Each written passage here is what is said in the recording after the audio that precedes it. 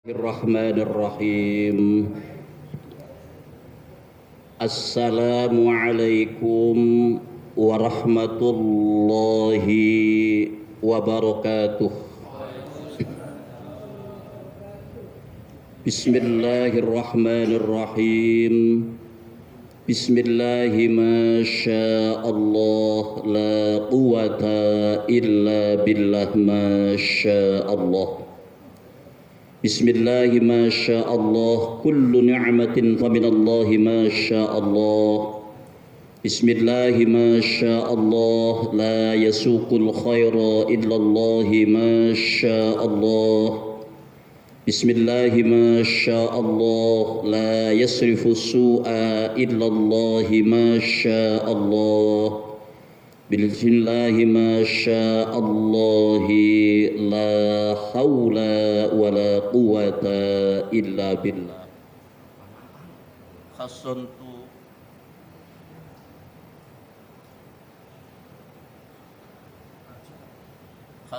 nafsi bil hayyil qayyum alladhi la yamutu abada wa dafa'tu an nafsi as-su'a bi alfi alfin ولا حول ولا قوة إلا بالله العلي العظيم. الحمد لله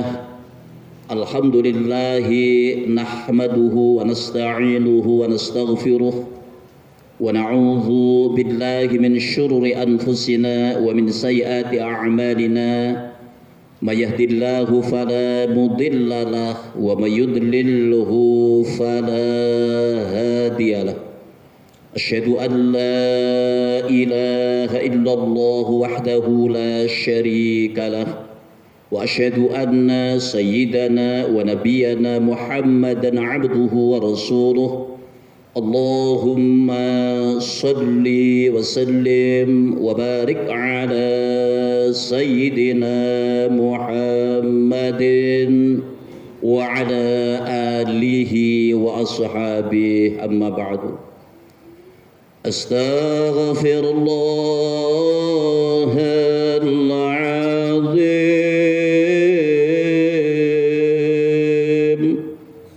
أستغفر الله العظيم. أستغفر الله العظيم. إن الله غفور رحيم. لا إله إلا الله. لا إله إلا الله. لا إله إلا الله. محمد رسول الله. حسبنا الله ونعم الوكيل.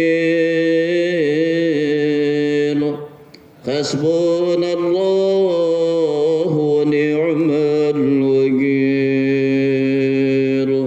حسبنا الله ونعم الوكيل.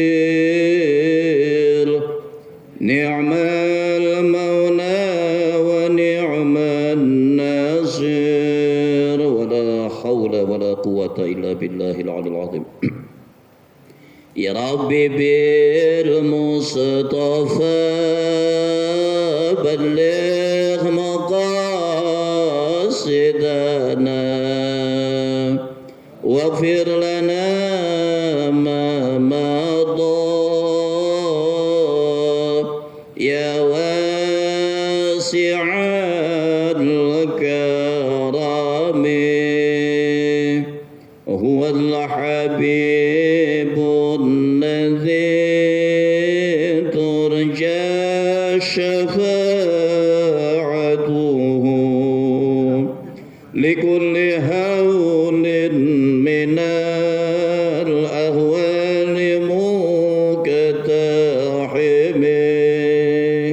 مولاي صل وسلم دائما أبدا على حبيبك خير الخلق كلهم اللهم صل وسلم وبارك عليه وعلى آله.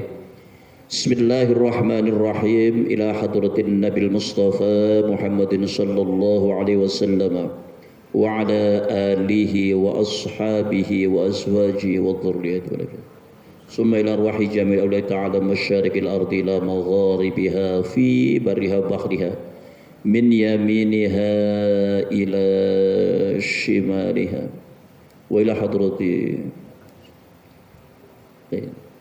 wa mursyidina wa murabbi ruhina al-habib Muhammad Lutfi bin Ali bin Hashim wa ila hadratihi wa sallim min Allah. Al-Fatihah. A'udzu billahi minasy syaithanir rajim. Bismillahir rahim. Alhamdulillahi rabbil alamin arrahmanir rahim maliki yaumiddin. إياك نعبد وإياك نستعين اهدنا الصراط المستقيم صراط الذين أنعمت عليهم غير المغضوب عليهم ولا الضالين آمين.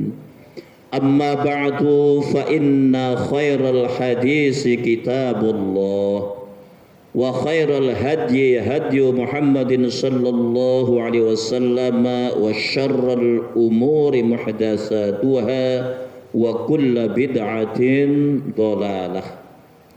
Yang kami hormati segenap pengurus Masjid Jami Al-Fitrah, yang kami hormati Bapak hadirin jamaah Masjid Jami Al-Fitrah beserta para pemirsa Om Firman Channel yang semuanya mudah-mudahan senantiasa mendapatkan rahmat serta maghfirahnya Allah Subhanahu wa Ta'ala. Amin. Pengajian kita malam ini masih ada pada bab keutamaan hidup sederhana. Kita meneruskan pengajian malam Sabtu minggu yang lalu. Di malam Sabtu minggu yang lalu kita sudah membahas hadis nomor 4 dan hadis nomor 5. Maka pengajiannya malam ini kita lanjutkan sampai di hadis yang nomor 6.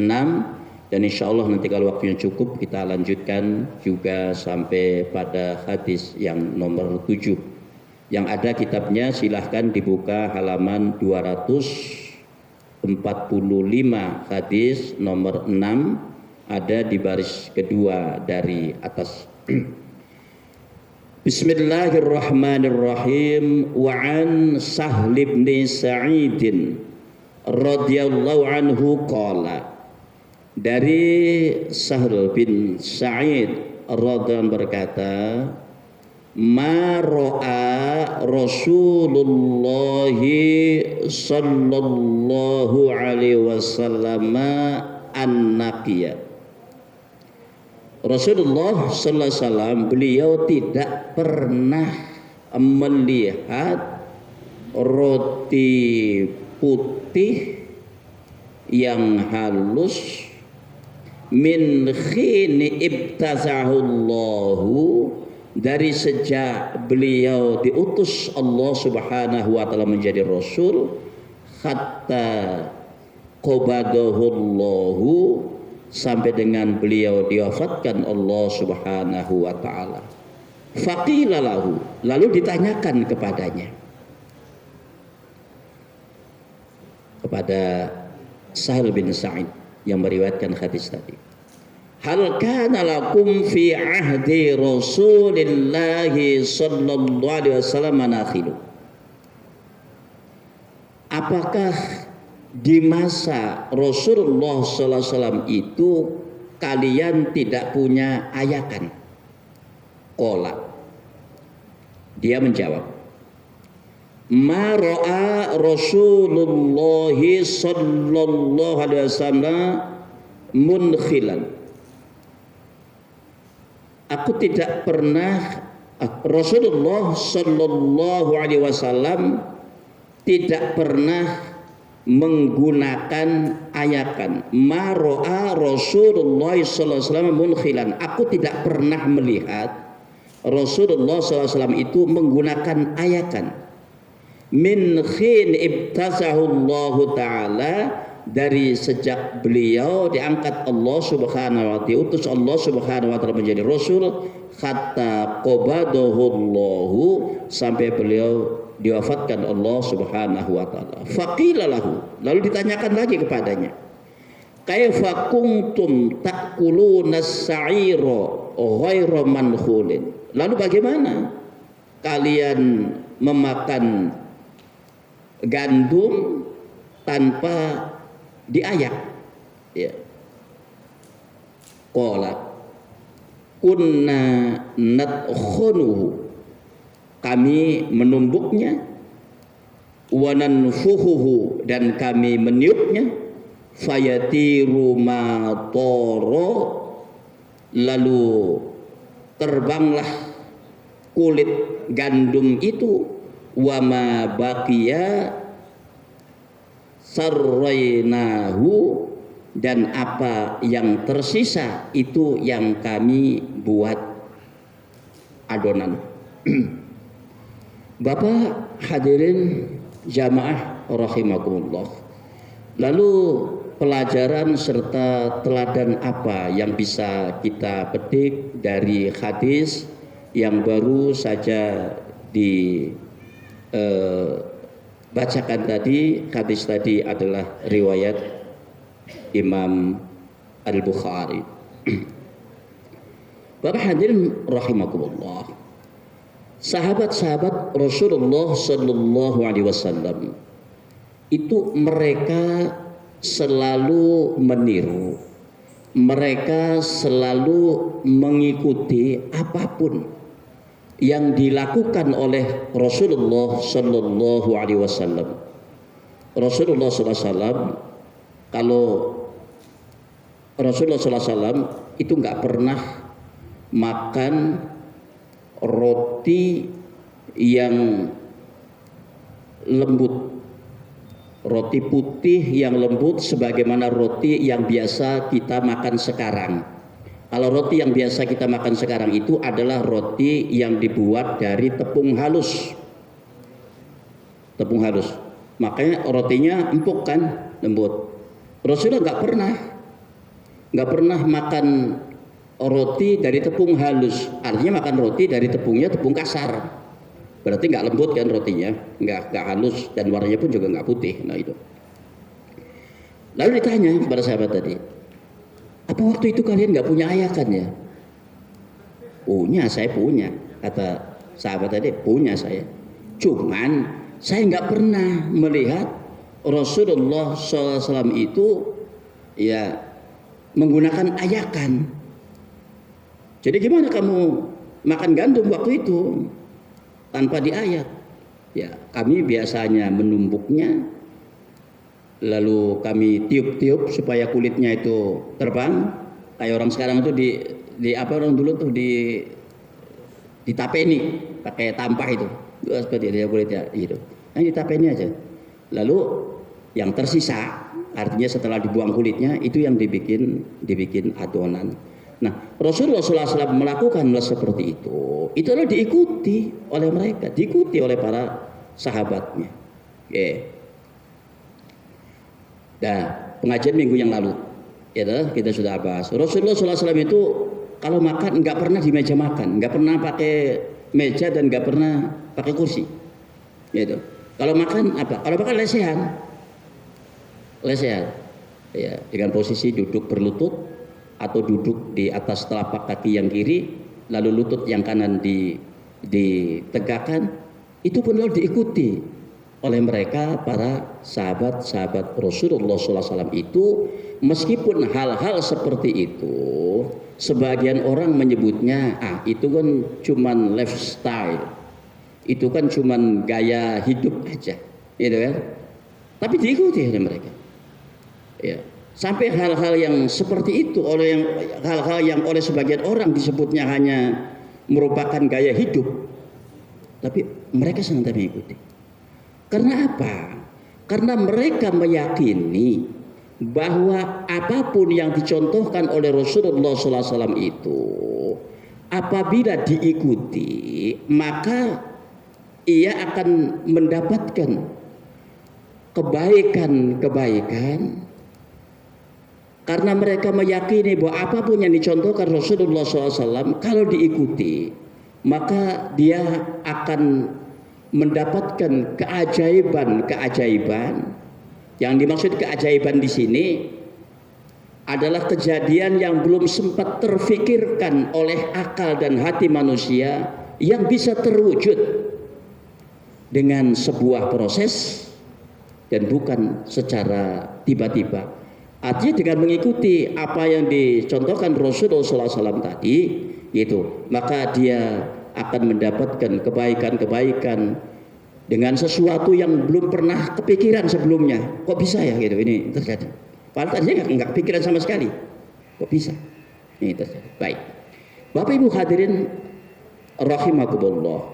Lalu keajaiban apa yang bisa terjadi dari mengikuti cara hidupnya Rasulullah SAW itu? Yang pertama adalah bahwa dia akan memperoleh hidayahnya Allah Subhanahu wa Ta'ala. Masalah ini saya sudah bahas pada pertemuan pengajian yang lalu ya, jadi saya nggak akan. Yang pertama ini mengenai hidayah sudah dibahas pada pengajian sebelumnya. Kemudian apa keajaiban yang kedua dari mengikuti cara hidupnya Rasulullah SAW itu adalah bahwa dia akan memperoleh keberuntungan dari Allah Subhanahu wa Ta'ala. Keberuntungan itu apa maksudnya? Keberuntungan artinya dia tidak rugi. Dia selalu bernasib mujur, ya gitu kan? Tidak memperoleh kemalangan. Pada saat-saat orang dilanda penyakit, alhamdulillah dia diselamatkan Allah Subhanahu wa Ta'ala. Namanya beruntungan. Pada saat orang terkena musibah, dia mendapatkan perlindungan dari Allah Subhanahu wa Ta'ala sehingga luput dari musibah itu. Pada saat-saat orang ekonominya sedang kolaps, gitu, alhamdulillah dia masih bisa survive, ya, masih bisa bertahan. Ya, itu artinya dia memperoleh keberuntungan dari Allah Subhanahu wa Ta'ala. Pertanyaannya kemudian, bagaimana agar kita senantiasa memperoleh kebaikan-kebaikan dan keberuntungan dari Allah Subhanahu wa Ta'ala itu? Gitu. Jadi gimana caranya supaya kita senantiasa mendapatkan kebaikan dan keberuntungan itu? Di samping faktor pertamanya tadi adalah mengikuti cara hidup Rasulullah SAW. Kemudian yang kedua, bagaimana agar kita memperoleh kebaikan dan keberuntungan itu? Allah Subhanahu wa Ta'ala sudah jelaskan sendiri dalam Al-Quran. Allah sudah tuntun kita, ya, sebagaimana firman-Nya dalam Al-Quran surah Al-Baqarah ayat 152. Apa kata ya Allah? Fadhkuruni adzkurkum washkuruli wala takfurun. Ingatlah kepadaku, aku akan ingat kepadamu, yakni aku akan limpahkan rahmat serta ampunan kepadamu.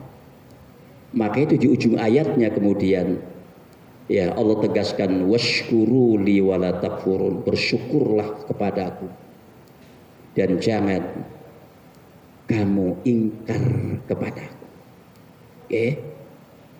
Bapak hadirin rahimakumullah, yang dimaksud dengan fadhkuruni, ingatlah kalian kepadaku, ingatlah kepadaku. Jadi dimaksud ingatlah kepadaku pada ayat tadi itulah adalah tidak hanya sekedar mengingat asma dan zat Allah. Bukan hanya itu saja. Bukan sekedar ingat terus kita akan mengucapkan Allah, Allah, Allah. Artinya kita hanya ingat pada asma dan zat Allah. Enggak. Tetapi yang dimaksud ingatlah kepada ayat tadi adalah bahwa kita juga harus bisa mengingat kebaikan-kebaikan Allah. Maka imbal baliknya apa? Kemudian disebutkan dalam ayat tadi, adzkurkum. Adzkurkum, maka aku akan limpahkan rahmat dan ampunan kepadamu. Maka akan aku limpahkan al-hasanat. Aku akan limpahkan kebaikan-kebaikan kepadamu. Itu. Baik. Bapak hadirin rahimakumullah, ingat akan kebaikan-kebaikan Allah. Itu bukan hanya sekedar diangan-angan dalam otak kita. Kalau yang sekedar diangan-angan, itu kan namanya khayali. Ya, hanya angan-angan, hanya khayalan belaka. Jadi kalau kita ingat akan kebaikan-kebaikan Allah, itu maka harus diaplikasikan, bukan cuma diingat, bukan cuma diangan-angan. Lalu bagaimana cara kita mengaplikasikan kebaikan-kebaikan Allah itu? Allah juga sudah tuntun kita. Sebagaimana firman-Nya dalam Al-Quran surah Al-Qasas ayat 77. Apa kata Allah? Wa ahsin kama ahsanallahu ilaik. Dan berbuat baiklah kepada orang lain sebagaimana Allah telah berbuat baik kepadamu. Bapak hadirin rahimakumullah, pada saat kita ingin berbuat baik terhadap seseorang, ini terkadang banyak sekali rintangan-rintangannya.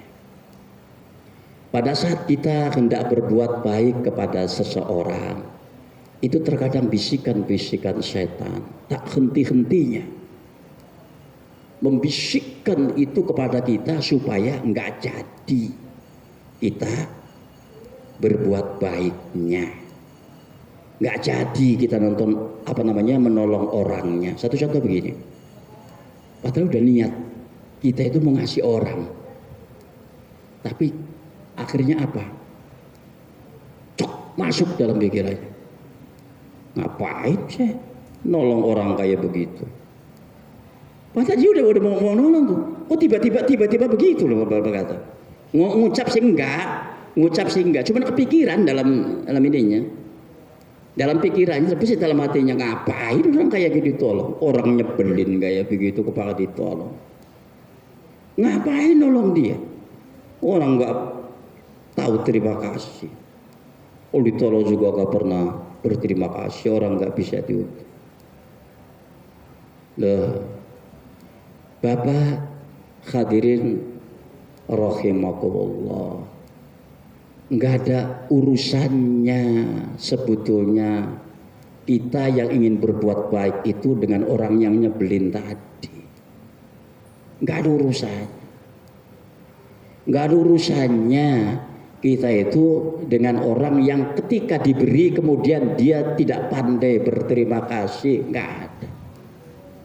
Urusan kita adalah dengan Allah Subhanahu wa Ta'ala yang telah melimpahkan kepada kita kebaikan-kebaikan, lalu Allah memerintahkan kepada kita agar kita berbuat baik kepada orang lain itu. Jadi urusan kita dengan Allah. Ya, dengan Allah yang sudah memberikan nikmat dan karunia kepada kita yang tak terhitung jumlahnya, lalu Allah memerintahkan kepada kita agar kita berbuat baik kepada orang lain tanpa pilih-pilih, kepada siapapun, kepada orang yang nyebelin, apa kepada orang yang menyenangkan, kepada orang yang pandai berterima kasih atau kepada yang tidak.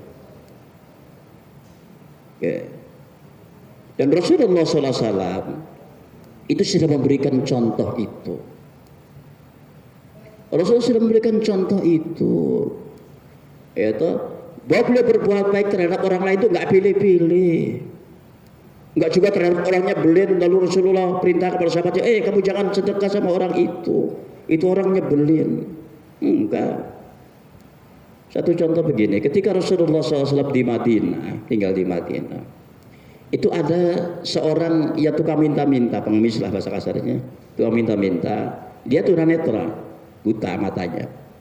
Dia biasa mangkal depan masjid, dia berharap sedekah, dia berharap pemberian dari jamaah yang keluar dari masjid itu. Bayangin.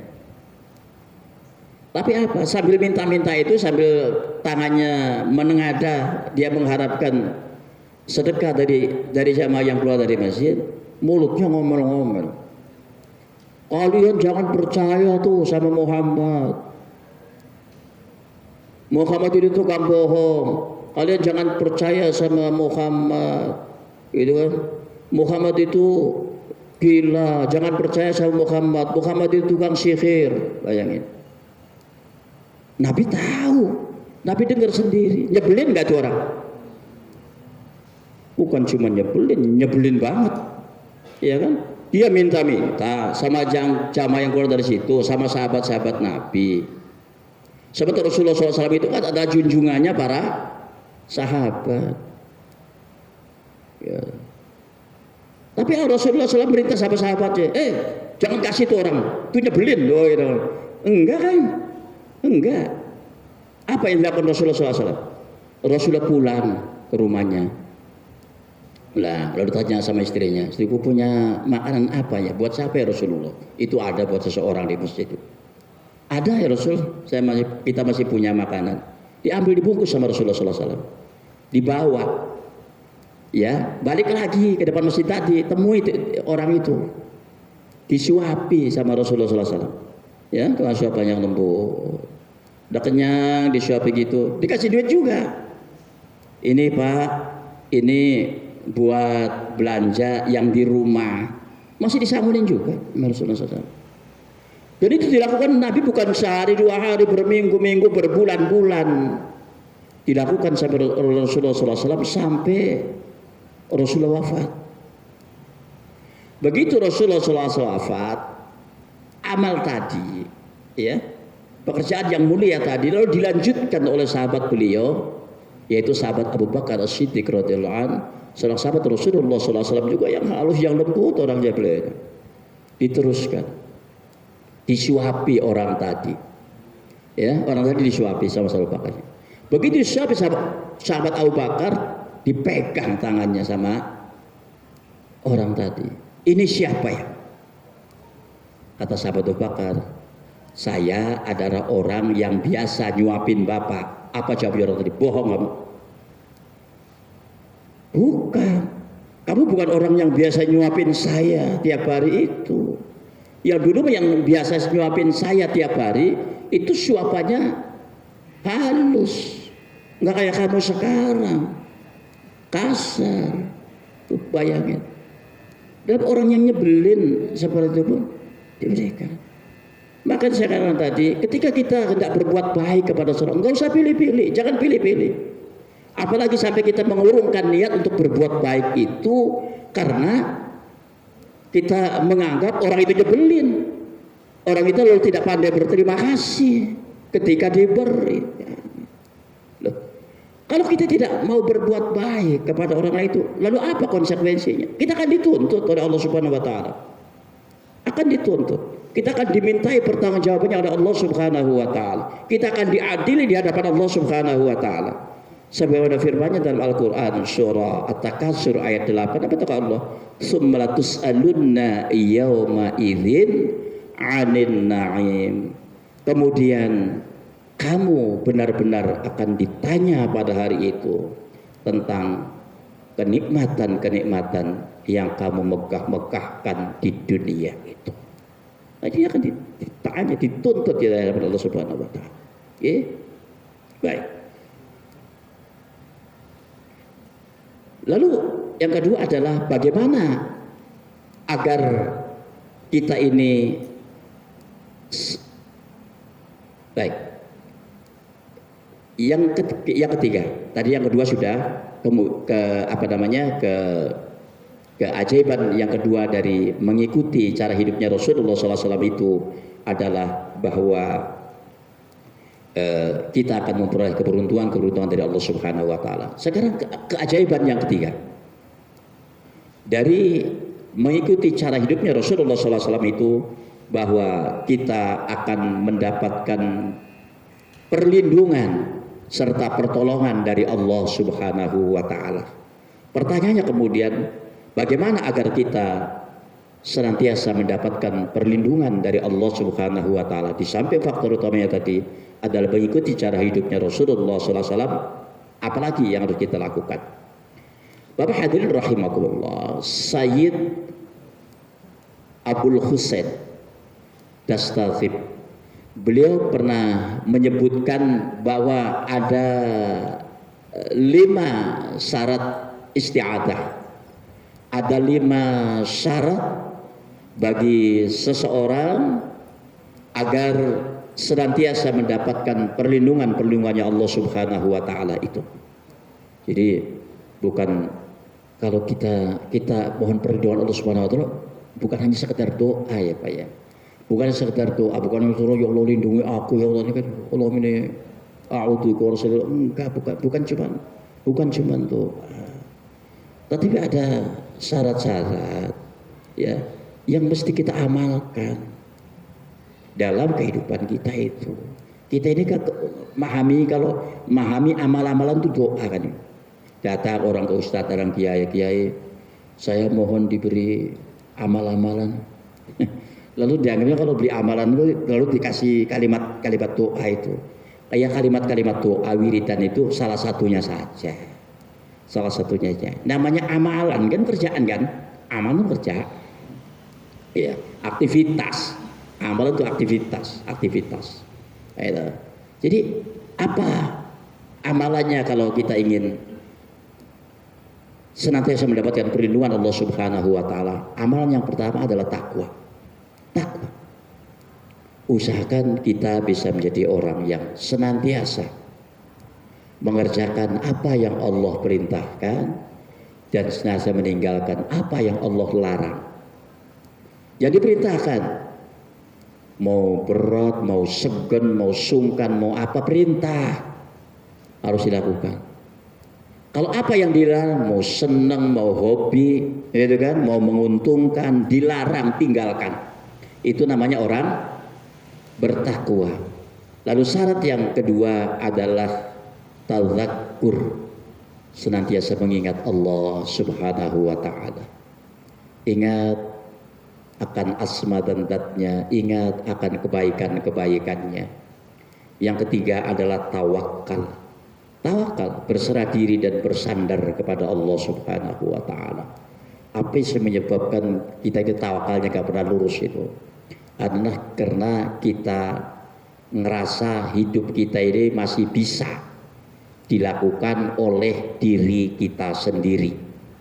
Orang kalau masih ngerasa bisa, apa akan mewakilkan itu kepada orang lain? Ya enggak, saya lakukan sendiri aja. Saya bisa ngapain saya mewakilkan kepada orang? Bisa adalah sendiri. Yang menyebabkan tawakal kita itu nggak pernah lempeng, nggak pernah lurus itu karena kita ini ngerasa diri kita ini bisa melakukan satu hal tanpa pertolongannya Allah Subhanahu wa taala. Padahal itu dalam kalimat yang mungkin sering kita baca, la haula wala quwata illa billahil alim. Tidak ada daya, tidak ada kekuatan dalam diri kita ini melainkan dengan pertolongannya Allah Subhanahu wa taala. Jadi kalau tidak dengan pertolongannya Allah, jangan bisa gini gitu. Bisa bangun dari tempat tidur juga nggak bakalan bisa kok. Kalau tanpa pertolongannya Allah Subhanahu wa taala, ada nggak orang yang nggak bisa bangun dari tempat tidur? Ada? Banyak. Kenapa? Pertolongan Allah. Jadi apalagi dia bisa melakukan ini, melakukan itu tanpa pertolongannya Allah. Jadi kalau dia bisa itu bukan dirinya yang mungkin bisa, Allah yang membuatnya bisa itu. Lalu dia ngerasa punya apa, ngerasa bisa apa kalau begitu. Nah ini kan susah kalau dia masih ngerasa bisa, masih ngerasa punya, gitu kan. masih ngerasa dia memiliki kemampuan, lalu bagaimana bisa bertawakal kepada Allah? Maka orang eh, orang yang tawakal kepada Allah Subhanahu wa taala yang lempeng itu apa? Ya, para ulama ahli tasawuf menggambarkan kal mayyiti 'alal mughsil, yaitu bagaikan mayit ya terhadap orang yang memandikannya. Pernah protes nggak mayit itu sama orang yang mandiin? Mas, airnya angetan dikit kek gitu. Ada nggak pernah begitu mayitnya? Protesnya? Mas, pelan-pelan dong. Oh. Ini nyiramnya dari sini dulu nih gitu. Enggak kan? Mau pakai air adem, mau pakai air anget, mau disiram dari mana, mau dimiringin kemana, enggak pernah ada. Jadi orang yang tawakal, yang lempeng tawakalnya itu seperti itu. Kal bayyiti 'alal mughsil, seperti mayit terhadap orang yang memandikannya. Kita ini banyakkan protes ya sama Allah Subhanahu wa taala. Kasih hujan, ya hujan. Iya, tadi jangan. Ya hujan. Nanti giliran nggak hujan-hujan. Nggak hujan-hujan itu. Protes dulu. Ya kalau masih begitu susah tawakalnya, susah. Oke, baik. Lalu yang keempat apa? Yang keempat apa? Syarat bagi orang yang ingin mendapatkan perlindungannya Allah Subhanahu wa taala. Ikhlas. Usahakan apa yang kita lakukan ini ikhlas semata-mata karena Allah Subhanahu wa taala. Ikhlas. Dan yang kelima apa? Tawaddu. Rendah hati. Ya. Baik. Bapak Ibu, lalu bagaimana supaya kita ini senantiasa mendapatkan pertolongannya Allah Subhanahu wa taala? Rasulullah SAW yang beri tentunya kepada kita. Supaya kita senantiasa mendapat pertolongannya Allah Subhanahu wa taala. Rasulullah sudah menuntun kita. Apa kata Rasulullah? Wallahu fi aunil abdi madamal abdu fi auni akhihi. Allah akan senantiasa menolong hambanya selama sang hamba tadi mau menolong terhadap kesulitan saudaranya. Jadi kalau kita ingin ditolong Allah, apa? Tolong orang lain. Kalau kita abai, kita cuek, kita masa bodoh terhadap orang, Allah juga masa bodoh terhadap kita. Maka coba renungkan, nggak usah nunjuk A, B, C, gitu. Kita renungkan saja. Siapa orang yang banyak mendapat pertolongan Allah Subhanahu wa taala? Coba kita perhatikan. Pasti adalah banyak orang yang banyak memberikan pertolongan. Coba orang banyak nolong susah apa ini hidupnya? Yang ditolong.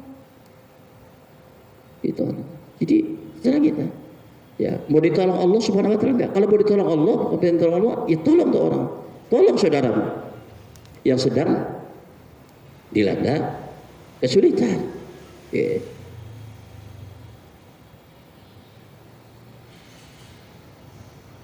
Baik. Kemudian keajaiban yang keempat, saya teruskan dulu ya, karena waktu saya sedikit lagi.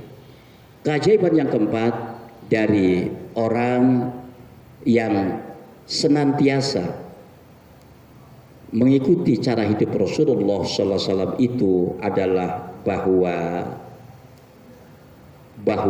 dia akan terhindar dari kesedihan dan rasa takut.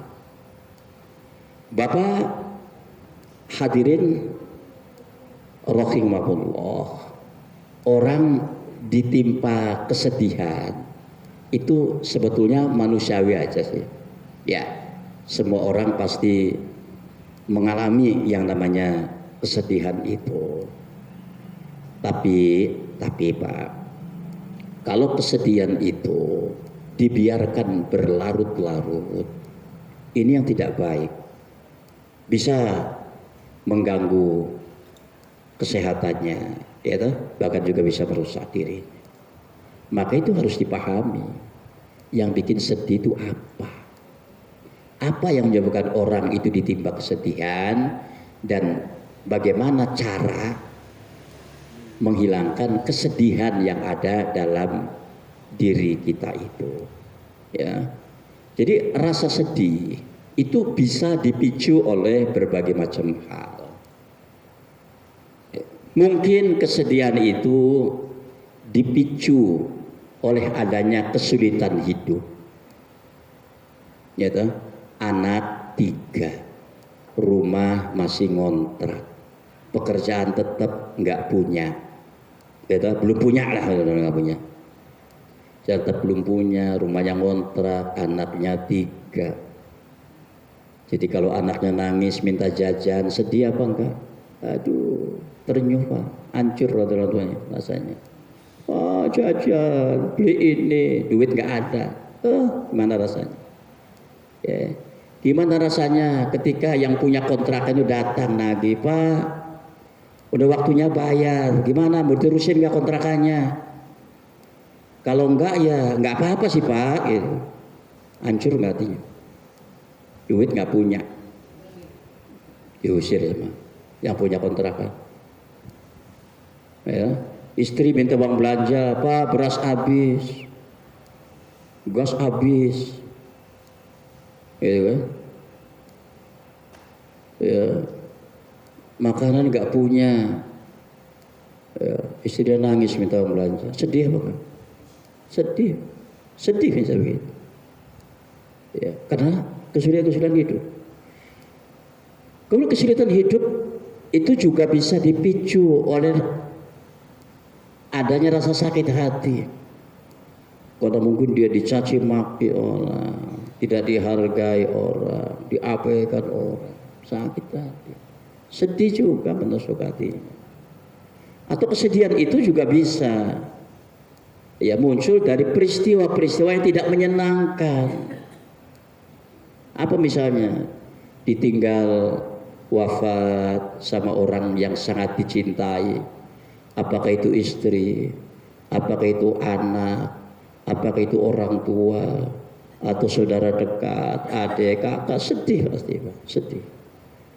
Ya, atau oleh masalah perceraian misalnya, orang tadinya gagah kayak gitu juga, begitu habis cerai lemes, lontung kayak gitu kan.